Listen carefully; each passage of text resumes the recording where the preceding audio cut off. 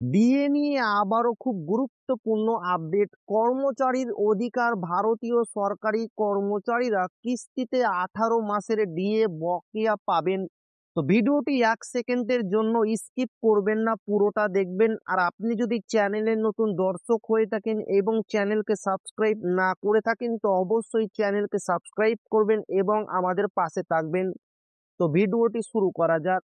কর্মচারীর অধিকার। ভারতীয় সরকারি কর্মচারীরা কিস্তিতে 18 মাসের ডিএ বকেয়া পাবেন। তো বন্ধুরা, পশ্চিমবঙ্গ সরকারি কর্মীরা বরাবরই কেন্দ্রীয় হারে ডিএর দাবিতে শহীদ মিনার চত্বরে আন্দোলন চালিয়ে যাচ্ছেন 1 বছরের বেশি সময় ধরে, এবং মুখ্যমন্ত্রীকে ডিএ বৃদ্ধির চিঠি দেওয়ার সত্ত্বেও কোনো রকম উত্তর আসেনি। এবং উল্টে মুখ্যমন্ত্রী মমতা বন্দ্যোপাধ্যায় বলেছেন, কেন্দ্র সরকার আমাদের বকেয়া অর্থ আটকে রেখেছে, যার জন্য আমরা ডিএ অসমর্থক।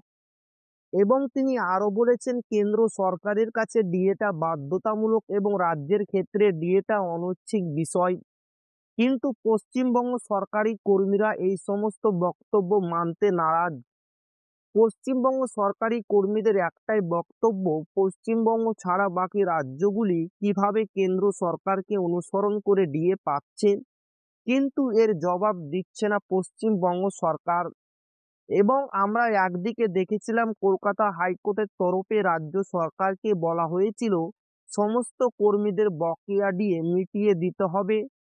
তারই পরিপ্রেক্ষিতে বিরাট পরিমাণ অর্থের বোঝা চাপবে রাজ্য সরকারের উপর।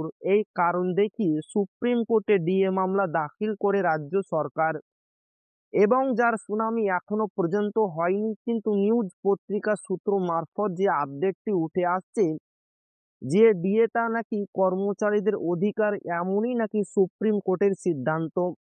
এবং যেটা ভারতীয় সরকারি কর্মীরা কিস্তিতে 18 মাসে বকেয়া ডিএ পাবে, এটাই সুপ্রিম কোর্টের সিদ্ধান্তে উঠে এসেছে।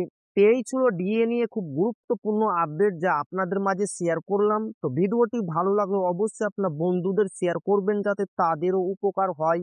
আর আপনি যদি এখনো আমাদের চ্যানেলকে সাবস্ক্রাইব না করে থাকেন তো অবশ্যই চ্যানেলকে সাবস্ক্রাইব করবেন এবং আমাদের পাশে থাকবেন।